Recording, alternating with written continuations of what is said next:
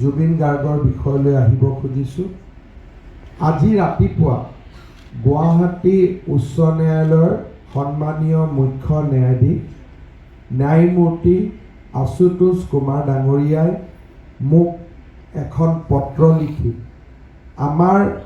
এই গোটেই যিটো সকলোৰে এটা ইচ্ছা আছিলে যে ফাষ্ট ট্ৰেক কোৰ্টত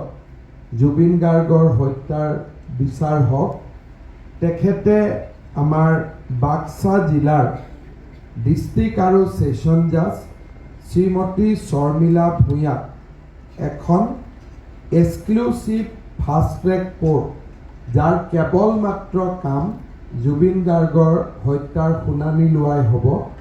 আন কোনো কাম এই আদালতখনে নকৰে, তাক আজি ৰাতিপুৱা তেখেতে মোক জনাইছে। চিঠিখন 16 মাৰ্চৰ দিনত কিন্তু মই আজি ৰাতিপুৱা পাইছোঁ আৰু তেখেতে আমাক জনাইছে যে চৰকাৰে যাতে বিচাৰ ন্যায়াধীশগৰাকীক যিখিনি সুবিধা লাগে সেইখিনি তেওঁলোকে প্ৰদান কৰে। আনহাতে যেতিয়ালৈকে এই fast track court justice Sharmistha Bhuyan তেখেতে আহি পোৱাৰ লগে লগে বাক্সাৰ পৰা